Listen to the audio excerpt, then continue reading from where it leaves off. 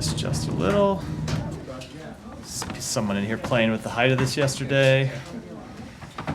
All right, I do not have opening comments today, so Matt? Yeah, so before we get into the rest of the Middle East, can you just give us an update, if you have one, or even if you don't have one, on what happened in Beirut? So, yes, earlier today there was a shooting incident outside of our embassy in Beirut. One member of the embassy's local guard force was seriously injured. The gunman was arrested after the incident. The U.S. Embassy remains in contact with the Lebanese authorities as they investigate the incident. In terms of embassy security, the embassy was secured immediately. We achieved full accountability of all official U.S. citizens and locally employed staff. And the embassy closed today following the incident, but plans to be open for business as usual tomorrow. Okay, do you have any idea about who did it? You're relying entirely on the Lebanese? So the DSS is coordinated with the Lebanese to answer that question. We are aware that the individual who was arrested was wearing what appeared to be ISIS insignia, but we are conducting a full investigation with the Lebanese authorities into the actual motivations. Thank you. Yeah. Same subject. There have now been 5 people, along with the shooter, that have been apprehended in Lebanon. Can you say at this point, is there any indication, indeed, that there is some kind of cell working against the embassy?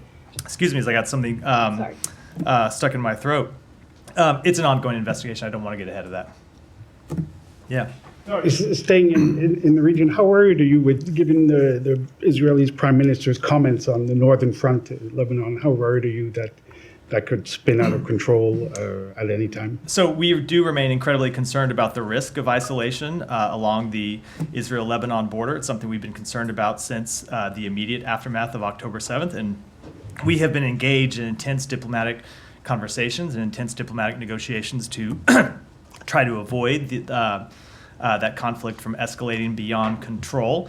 Now, a few things. Number one, and you heard me say this yesterday, it is an untenable situation for Israel right now that there are tens of thousands of Israeli citizens who cannot return to their homes in the north of Israel because it's not safe to do so because of the risk of, not the risk, but the reality of constant Hezbollah shelling and drone attacks in the area.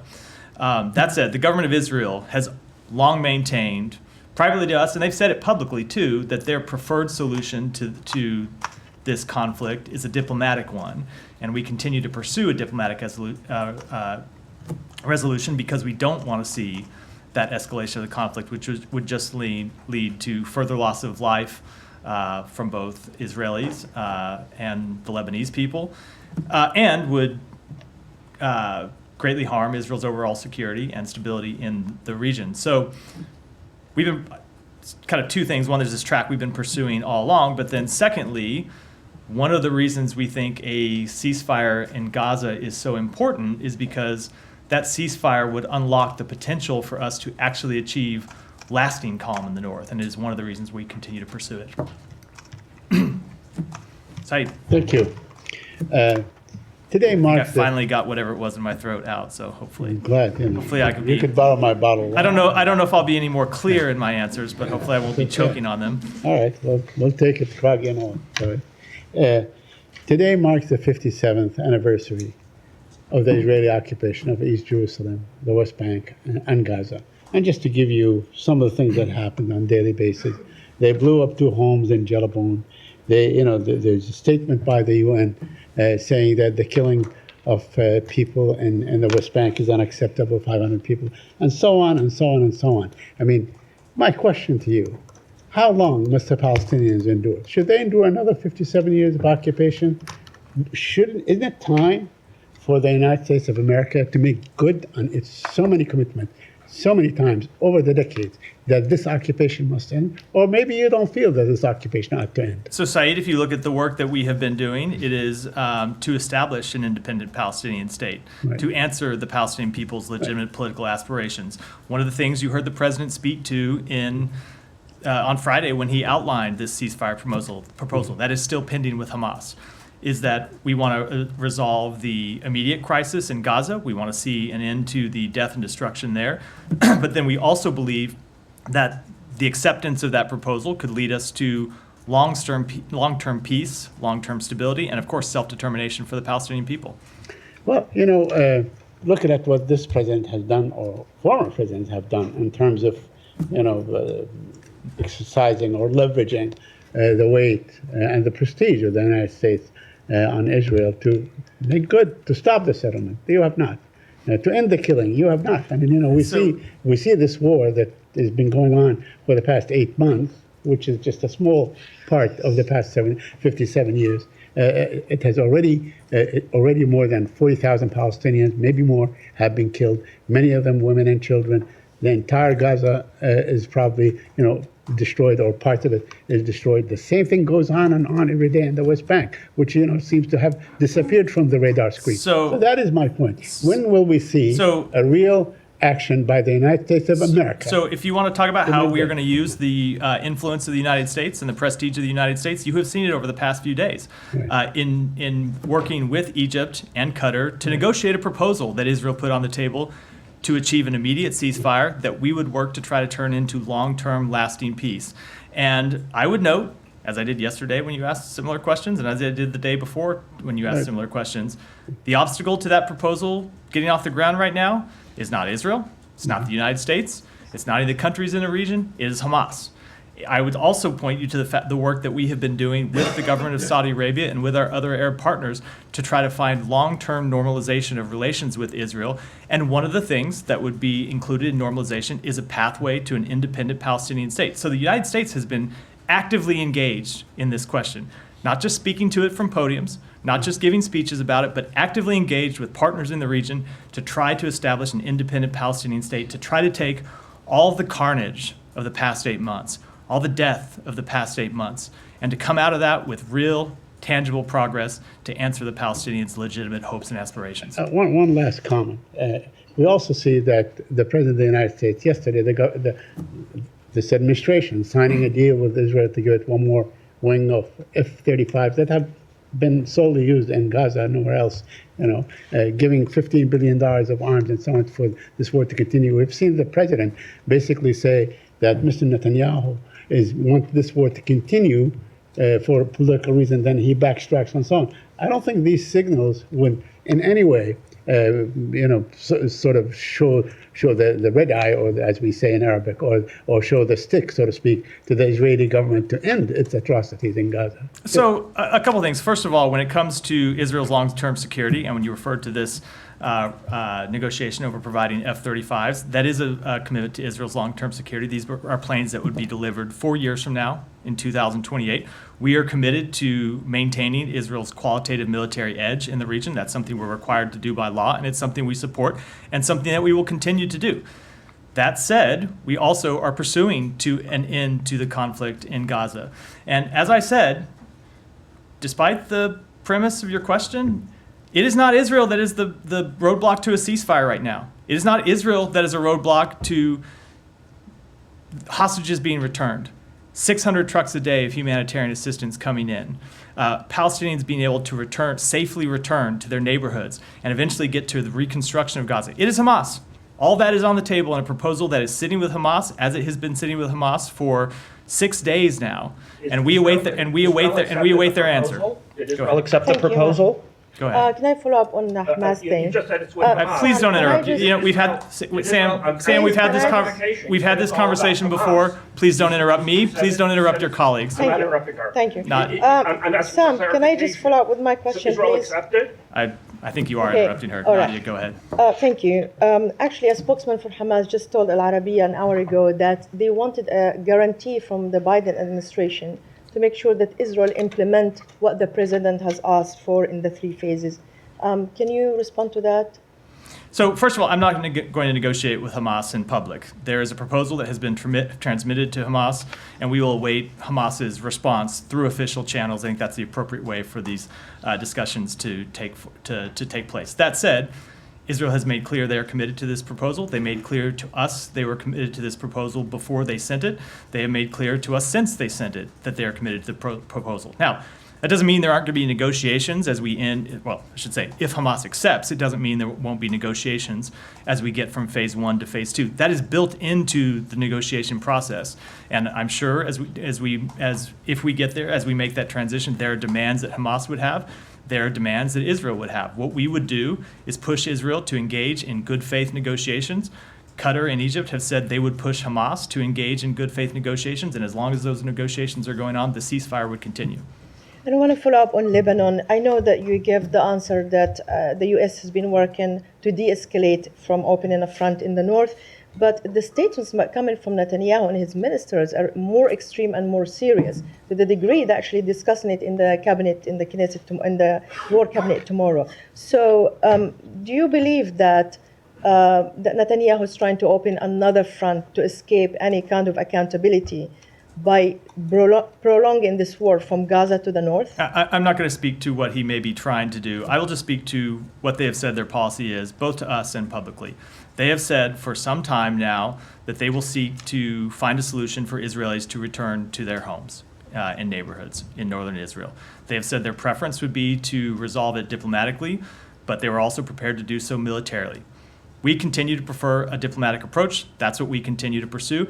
And as I said, is one of the reasons we believe reaching a ceasefire in Gaza is so important, because it unlocks the potential of getting that diplomatic resolution in the north. And finally, the New York Times said that Israel has spent $2 million on creating fake accounts, trying to influence lawmakers and the U.S. Officials on their pro-Israel narrative. How do you see this differently from what Iran, Russia, and China will do when you accuse them that they're interfering in U.S. election and influencing U.S. politics? So I've seen that report. It's a press report, not a U.S. government report, so I don't have any comment on the underlying facts, but I will say we have very clear laws on the books in the United States about foreign influence campaigns. We enforce those laws vigorously, and we expect everyone to comply with them. Tom, go ahead. Come to you. Thanks, Matt. The BBC is reporting today about the aftermath of the Al-Shifa raid by the Israelis, which happened in a 2-week period at the end of March. Now, the Israeli government had said that this was a precise and surgical operation. There was not a single civilian casualty. Palestinian civil defense workers speaking to the BBC say they found corpses of women, children, individuals without heads, as well as torn body parts. Another said signs of field executions, binding marks, gunshot wounds to the head, and torture marks on the limbs were observed on some of the bodies. Has the US government been looking at this particular incident? And if so, what is your view on what's taken place there? So with respect to your report, I apologize, I haven't read that story yet today. And with respect to what we are looking at, without confirming any one incident, as we never do, we have made clear that we are looking at a number of incidents inside Gaza to assess Israel's compliance with international humanitarian law, and those assessments continue. This particular case is this one you've been looking at. This was a very significant raid, and I think it's the importance of it was that the Israelis went in once in the middle of November, pulled out, and then they went back in several months later, which is sort of indicative of perhaps military strategy, but also this very significant number of dead people in Palestinians described as mass graves. So I will say, with respect to military strategy, you've seen us make the point that the fact that they had to return to this location, as they've had to return to other locations that they had said they had previously cleared, is a sign that, in our view, you need more than a military strategy for eventually ending this conflict. You also need a political strategy as well. With respect to the specific claims of what happened there, I'm just not going to get into which incidents we are assessing, but I'll say we do have a number of incidents that remain under assessment where we're looking at Israel's compliance with international humanitarian law. And can I just one final thing on this, because it raises the wider point, which we talked about before, about the ban and the lack of ability for international journalists to get into Gaza, and the fact that the Israelis and the Egyptians will not still allow this, despite large numbers of humanitarian workers now being able to get in and out and assess things. What are the Israelis saying to you about what is the reason that international journalists cannot find out what is happening in Gaza? Because these situations are a very good example about the need for transparency so that we can all understand what's going on. So I'm loath to speak for the Israeli government. I know that they have just said. wonder what they're telling you. I know. I'm I know. not. Well, I know that they have said publicly there are safety issues, but I don't want to speak for them. I will. What I will say is we have raised this issue with the Israeli government at senior levels to make clear that we think journalists ought to be able to operate inside Gaza. Now, of course, there are safety issues. You have to have the ability for them to do so without jeopardizing military operations. That's standard when when any military operates in a conflict zone, and journalists are either embedded or they're actively covering. But we think journalists ought to be able to cover the war in Gaza, and that includes journalists from outside Gaza. A lot of what the world knows is happening in Gaza is precisely as you point out. It's because of the work that journalists do, sometimes with incredibly tragic consequences. We support that work and we want to see it continue, and we think they ought to be allowed into Gaza. But apart from safety issues, which, media organizations are expert at working in war zones and they make their own risk assessment decisions on this, do you know of any good reason why international journalists shouldn't be able to get into Gaza? I'm just going to say, on behalf of the United States, we think they should be allowed into Gaza. Jillian. Question on Gaza and question on Russia, if I may. I was going to ask, I think my question still holds up, whether Hamas has responded formally or not in the last hour. So it was 6 days ago that the president, announced publicly that the new ceasefire deal was on the table, already agreed to by the Israelis. I was going to ask if there's any concern, or if this is just as you would expect it to be, that 6 days in, there didn't seem to be any back and forth, any movement on Hamas's side. So a couple of things about that. Number one, it sometimes takes a bit of time to get an answer back from Hamas because Qatar transmits a response to the Hamas political officials who are not in Gaza. They transmit it to Sinwar and the Hamas military wing that are in Gaza. For reasons you can imagine, communications with them are a little strained, a little difficult, and it takes time to get an answer back. That said, we don't think this ought to be a process that takes a long time for Hamas to consider, given that the proposal that was submitted to them last Thursday evening is virtually identical to one that they said several weeks ago they would agree to. So we would hope for a response from them as soon as possible because the benefits that this proposal offers to the Palestinian people are real, they're tangible, they would be immediate, and so we think Hamas ought to accept as quickly as possible. Just for clarity, when you say a version that they agreed to a few weeks ago, is that the one that they spoke publicly about and said The Hamas they did, agreed correct. to, and Yeah. then it fell apart? Correct, yeah, Next question is Russia. Can I go to another topic? of course. Uh, Go ahead and then we'll. There's pretty widespread reporting now that Russia is trying to essentially scare the international community, but Americans in particular off the Olympics. So they're putting out fake terror warnings. They're putting out reporting online that people are sort of giving back their tickets and canceling flights because it's going to be so unsafe to attend the games. The French spoke out about this back in April, but it seems like the efforts have ramped up. I was just wondering if you had a message for Americans hoping to attend the games.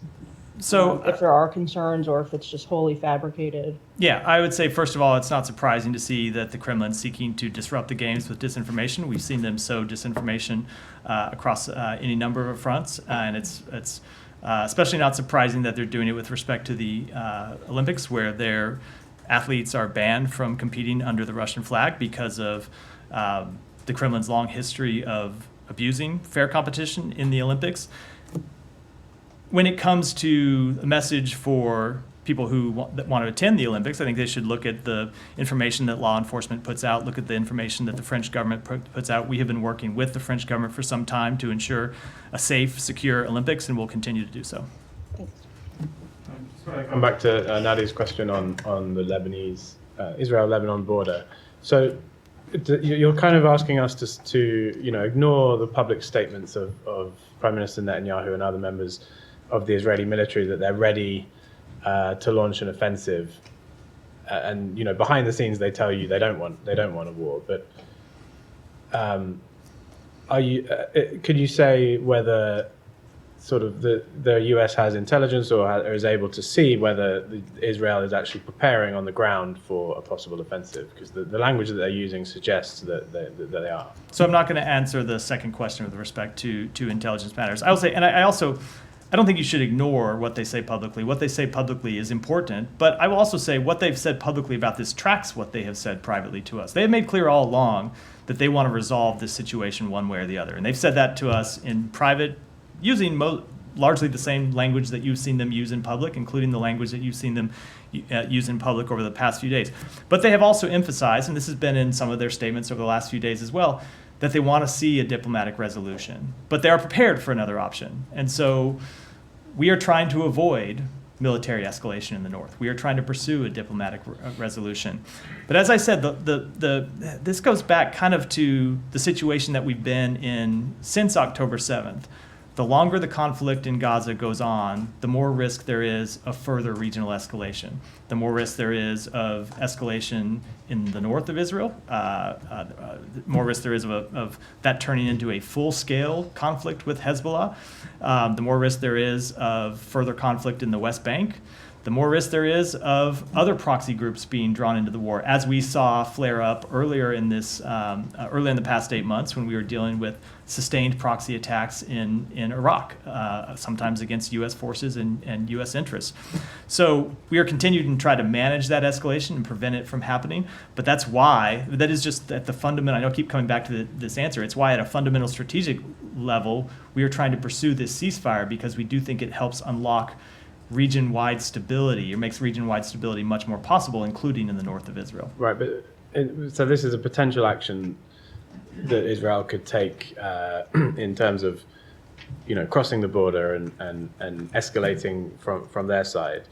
When it comes to Rafah, we had this. You've been quite clear that the U.S. disapproves of a full-scale operation in Rafah. So there's a sort of a warning attached to that, and there's a potential for the U.S. to change policy towards Israel based on that. But in the north, you sort of say you don't want them to go in, but if they do, there's no sort of warning attached to that you might actually change policy.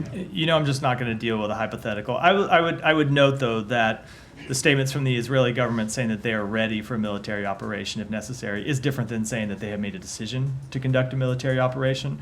We are still in a place where we believe they prefer a diplomatic solution. That's what they've said to us, and that's what we're pursuing.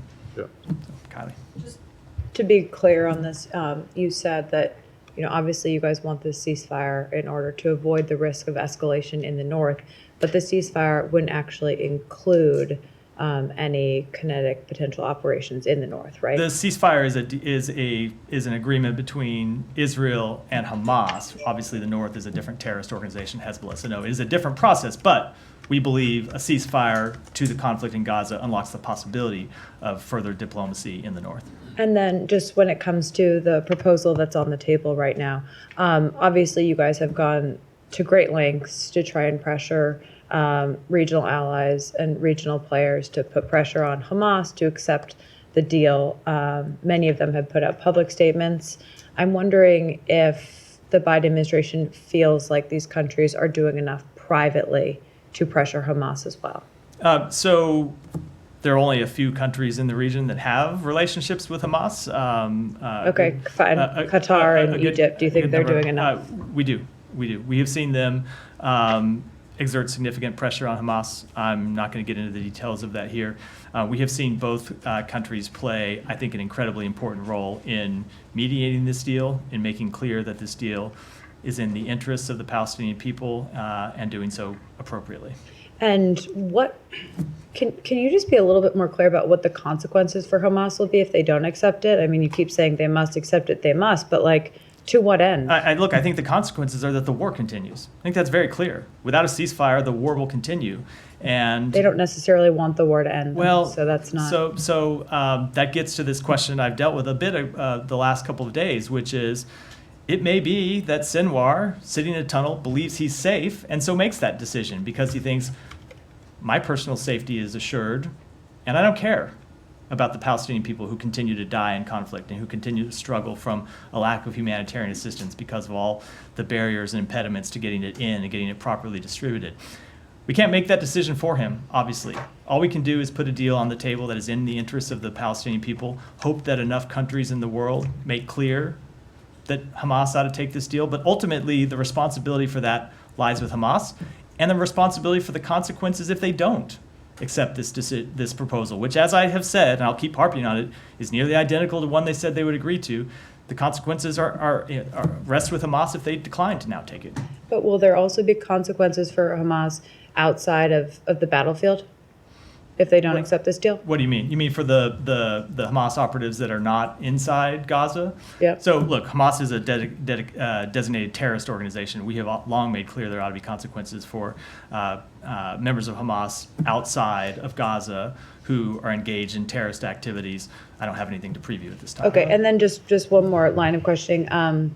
We've now seen, I think it's like 9 or 10 resignations of State Department officials, USAID officials, protesting this administration's approach to the war. I wonder if any of those resignations have had any impact on the administration's policy. So we certainly understand that people have incredibly strong feelings about this proposal. That includes people, obviously, in senior officials in this government have incredibly strong feelings about the conflict in Gaza.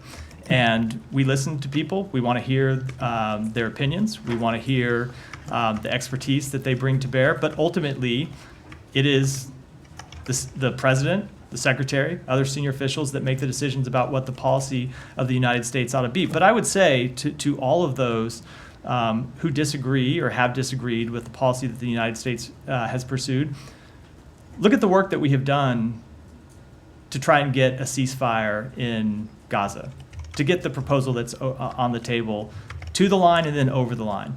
This isn't work that started last Friday when the president laid out this proposal. This is work that has been going on for months to try to find a way to get a ceasefire and bring a durable end to this conflict. It is what we have been focused on. It's not always apparent, it's not always evident to the public, but we have been trying to find a way to end this conflict in a way that is durable and lasting, that doesn't ensure that Israel is fighting another war against the Palestinian people in 3 months or 6 months or even a year or 2 years, and in a way that provides real security for Palestinians and Israelis alike. Can I just follow up with Let me hold on a second. Yeah. You just said it doesn't ensure that Israel is going to fight a war against the Palestinian people. I thought the whole point was that they're not fighting the Palestinian people. It is a good they're fighting correction. Hamas. It is a good correction, Matt. I thank you. It is a war against Hamas. That unfortunately has had tragic consequences for the Palestinian people, but of Can I course. just follow up on a point that it wasn't, I don't think, a slip of the tongue. So you've said this before in relation to Kylie's question, which is that, you say that Hamas and Sinwar should bear in mind that what should draw them to a ceasefire is that Palestinian people are being killed. But your position is that no civilians, no Palestinian civilians should be being killed. So why do you raise that point, as a point of pressure on Hamas? It is just a point of actual fact. But it's this is the civilians proposal. should not be being Of course, killed. So, of course. But the fact you're raising it, the U.S. government raises this as a point of pressure on Hamas. The proposal on the table is a ceasefire.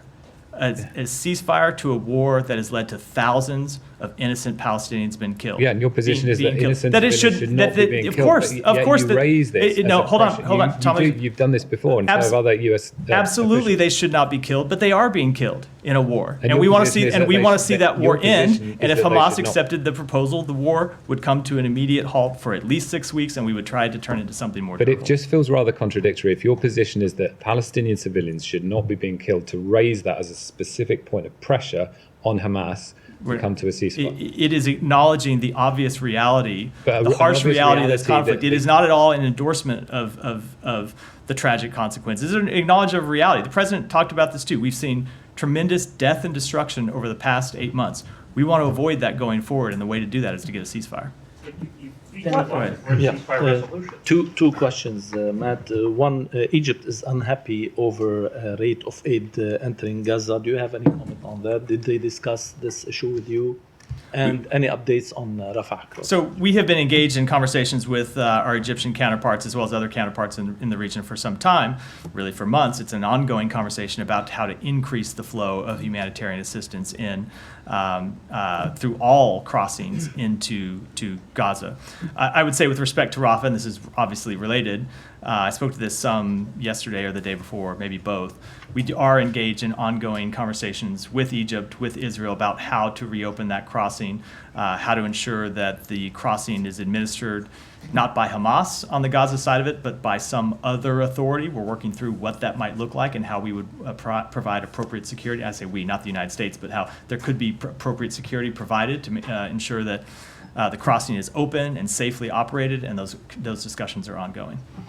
And second, the UAE president has received yesterday Taliban interior minister who's on the terrorist list, U.S. terrorist list. Do you have any comment on that? So I would just note that member states hosting UN-sanctioned Taliban members must seek permission for travel through an exemption process as outlined by the UN 1988 Sanctions Committee, and it's important that member states follow these procedures. Did you discuss this issue with UAE? I don't have any conversations to read out. So. Change of subject. Let me just stick with, I will come to you. Yeah, go ahead. Thanks, Matt. So last week it was pretty widely reported that Biden gave the green light to Ukraine to use U.S. weapons on Russian territory. Is that true?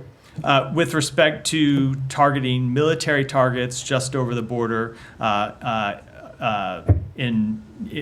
Kharkiv.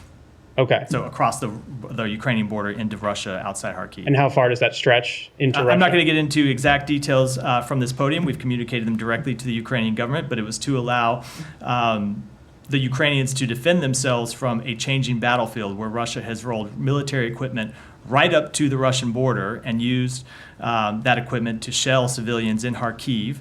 And the Ukrainians, in our assessment, needed the ability to be able to respond to that in a way that was appropriate. And so we've granted them the authority to target military targets just over the Russian border in that area. Are you concerned about potential escalatory risks? I would say it is Vladimir Putin that has continually escalated this conflict over and over again, including by these latest actions, and we think this is an appropriate response. Right, so well, your response, you don't find escalatory? We do not. We will continue to take appropriate actions to respond to what the President Putin has done, to allow Ukraine to defend itself. But again, it's Russia that's the aggressor here. It's Russia that is rolling its military equipment right up to the border and using it to shell civilian targets, and we think it's appropriate that Ukraine be able to defend itself.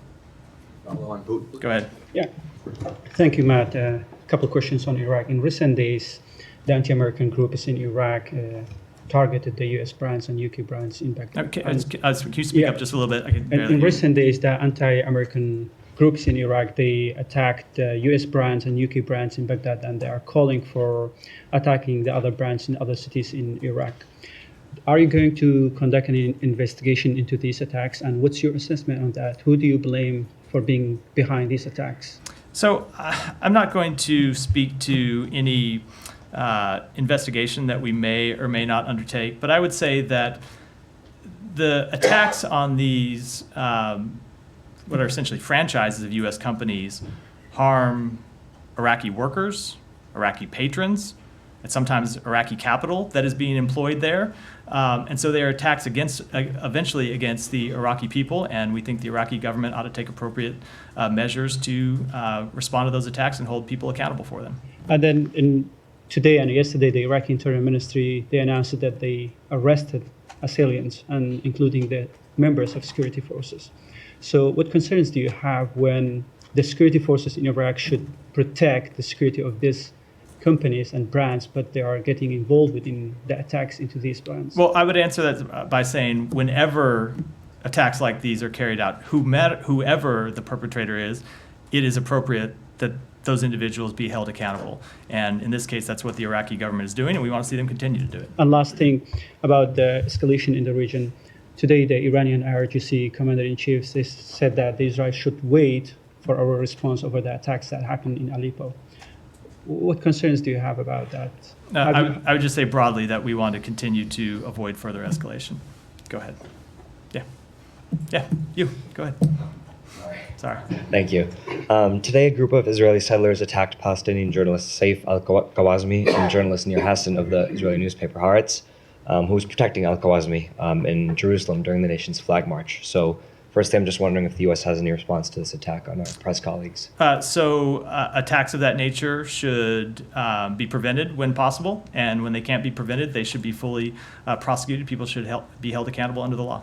Okay. And then following up on Nadia's question on the New York Times and Haaretz reporting, A little over 2 months ago, the U.S. announced sanctions on Russians for creating false websites and then using fake social media accounts to amplify the misleading content. So similar to what the government of Israel is reportedly carried out. And of course, the U.S. has taken similar stances for the past few years. So I'm wondering, I know that you said the U.S. has laws, you expect compliance. Will U.S. take similar action here? So, as I said in response to Nadi's question, right now we have a news report. It's not U.S. government information, so I'm not going to speak to it specifically, but I think I'll leave it at that. And as I said, though, we do have laws that we vigorously enforce, and we expect people to comply with them. Sure. Does that mean that when the question was asked about the Russians and the Olympics in Paris, that you do have your own independent information? Because you gave a fairly detailed answer to that. We do have information as it relates to that, in fact, yes. So there is a U.S. government report lurking out there about the Russians? There is trying to information. disrupt There is information that we have engaged with our allies and partners with respect to that report. And I think we'll leave it at that. Okay, but in this case, though, this specific case that you're being asked about now, there is nothing. Not that I am aware of. Right, but just to finish, sorry. If the U.S. does find that this reporting does bear out, and this is not meant to be like a hypothetical, this is meant to be more of a commitment towards norms. Will the U.S. act in accordance with how it has before, how it has with Russia? It is somewhat of a hypothetical, only because you have to actually look at the facts of every case and see what the appropriate response is. But as is always the case, we look at violations of our law. A lot of that is carried out by other agencies within the United States government and develop the appropriate response. But I can't respond with any level of detail here because it is always very fact specific. Okay, and then finally, it's I know I've asked about this before, but I'll probably keep asking about it. It's been 128 days now since Imdrab was killed, or the Manic Sense Saver were killed. Family members, is there an update into this investigation? Let me get you an answer on that and come back to you. Can I say in the disinformation space? Yeah.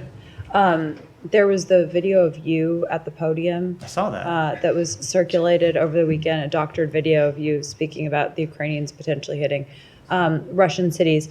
Does the U.S. now know who created that video? We don't have an official assessment. It's something that we are continuing to assess to find the actual provenance of that video. As I said in the response I gave to the New York Times, we have seen the Russian government execute videos like this in the past and use disinformation to fool their own people as well as people of other countries, but we don't have an assessment of this official video. I will say, just as a warning to everyone, if you see a video of me at the podium and my tie color and shirt color change from the time I'm asked a question to the time I answer, it is probably a good indication that it is not real. And that leads me to a second.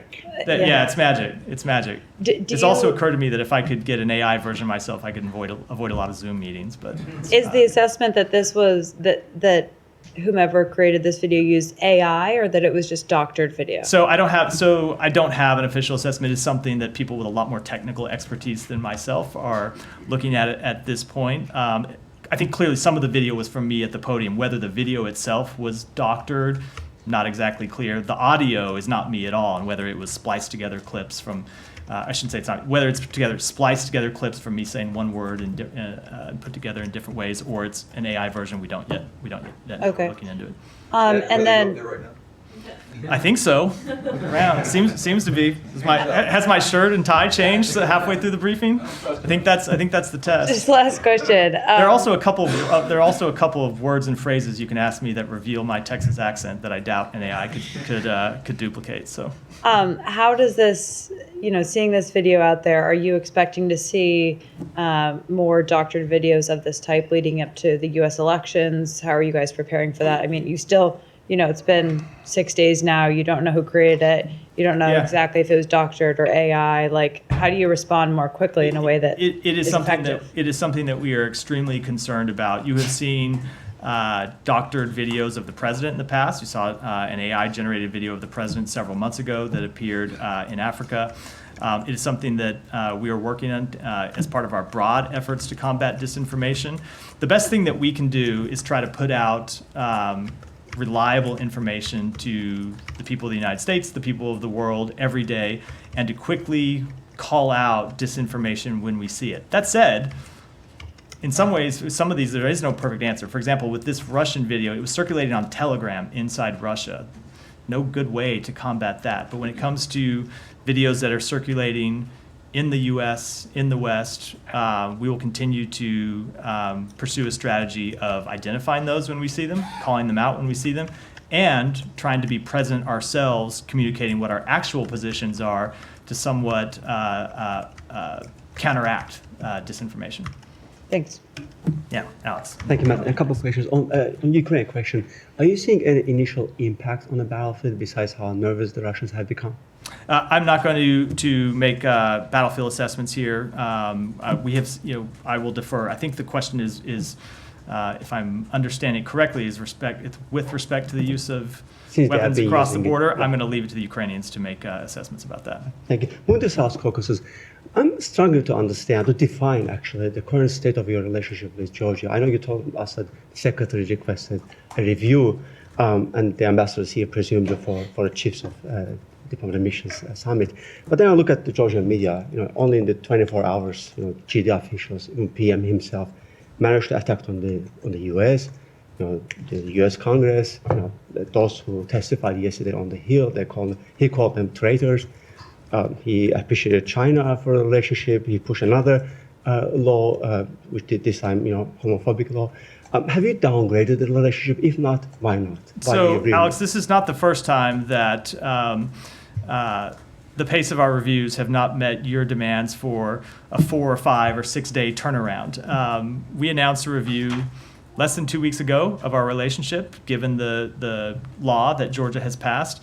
And I'm being a little flippant in response to your answer, but it's because there are actual serious policy ramifications here, not just rhetoric. It is about the amount of assistance that we provide to Georgia, some $390 million that was budgeted over the past few years that is under review. It is about potential sanctions, visa restrictions that we announced as a policy less than 2 weeks ago that we are studying right now, whether and how and when to implement. So you will see more from us. You will hear more from us as regards to this question, but I'm not ready to do so today. The review at what level?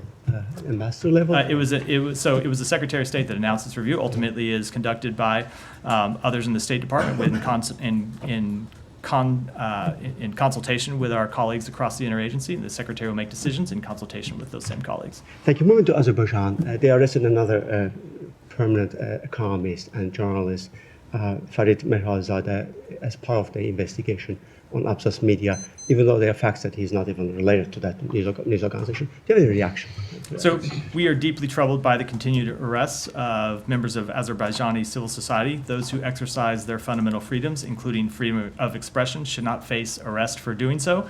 And we continue to urge the Azerbaijani government to immediately release all individuals who are unjustly detained and to respect the human rights and fundamental freedoms of all. Thank you. I have one more. Let me just go. In the last couple of hours, there has been a series of congratulatory messages to Prime Minister Modi and his coalition government. There, including phone call by President Biden, tweet by Secretary Clinton. Is the U.S. planning to send any delegation for Prime Minister Modi's swearing ceremony over the weekend? I don't have any announcements to make today, but stay tuned. We'll have something to say about that in the coming days. From the perspective of Secretary Blinken, what are the key priority areas for India-U.S. relationship for the next government? So we will continue to look to expand our partnership. We work with India on economic matters. We work with them to deepen people-to-people ties between our two countries, and of course we work with them on a free, secure, prosperous Indo-Pacific, and those will continue to be our priorities. Now the U.S. is also headed into an election season, and India-U.S. every year have the annual 2+2 dialogue. Do you have enough time between now and November to hold the 2+2 dialogue? So I don't have any announcements to make with respect to that dialogue, but it is an important priority for us. It's an important priority for the Secretary, and we will continue to hold it. But in terms of when it will happen, I can't tell you sitting here. Thank you. Go ahead. Thank you. The last decade, of course, has been Prime Minister Modi's administration. What were the advantages of the last 10 decades, and going forward, the third term for Prime Minister Modi, what advantages does the U.S. see in this relationship? So I'm not going to speak to that in terms of the the Prime Minister's coalition and the different government, those are all choices for the Indian people to make, and we respect the will of the Indian people. I will say that we will look to continue our work with Prime Minister Modi, as you've seen President Biden undertake since he took office. That will continue to be a priority through the issues I just spoke to a moment ago. And now that the electoral test is over, many people doubted democracy in India. What is the U.S.'s take on the democracy and the way the elections have played out and the results have played out? So India is, of course, the world's largest democracy, and the election that just played out over the last 6 weeks was the largest exercise of democracy in the history of the world, and we commend the government of India, voters, and poll workers for this massive undertaking. Go ahead. Thank you so much. As you called largest democratic practice for Indian elections, but there is a dark side as well, maybe overlooked by Department of State. So from these elections, we have seen 2 jailed leaders got more votes than anyone else. From South Kashmir, Engineer Rashid, that is in Tihar jail, got more votes and he defeated like the former chief minister in Kashmir region, and then believe separatist leader, a Khalistani leader maybe. So Amritpal, he got more votes. So both are in jail and they got more votes from their people. So how do you see their victories specifically, and will US consider or recognize the elections in internationally disputed region, Jammu and Kashmir, where from August 5, 2019, India unilaterally attempted to change its demography? So I'm just not going to comment. With respect to the first, I'm just not going to comment on internal Indian electoral or political issues. With respect to the second, let me take the question and get you an answer. Go ahead. Good afternoon. Joe Donnelly, leaving the position as U.S. Ambassador to the Holy See July 8th. How quickly do you anticipate that position being filled? So I don't have any announcements to make, but Joe Donnelly had an incredible tenure in that position, and we'll look to fill it as quickly as possible. And will the new ambassador, I know you can't say when, but do you think one will be in place before the presidential election in November? Look, I just can't speak to that. We will look to have a new nominee as soon as possible, but it's hard to answer that question because you've seen the Senate at times move quite slowly on some of our nominees, and over the last few days you've seen senators announce that they would obstruct any nominee that the president makes. So we would urge those who wish to see our ambassador nominees confirmed quickly to weigh in with those senators who said they're going to block them. Any names being floated there you can share right now? Certainly not going to speak. And finally, the job requirement, what the requirements you're looking for in the job. I'm not applying obviously, but looking for the requirements that you're searching for. You can send an application. It's open to one and all. We look to someone that who can faithfully represent the interests of the United States. Go ahead, and then we'll wrap for today. So Prime Minister Benjamin Netanyahu is expected to address Congress for the 4th time. He'll be the first world leader to do so. Is that reflective of U.S.-Israeli relations? So we do have, as I've spoken to many times from here in the past, a long-standing partnership with the Israeli government, and there are deep-standing people-to-people ties between the American people and the Israeli people, and as it pertains to a speech to Congress, ultimately that's a matter for Congress. With that, we'll wrap for today. Thanks.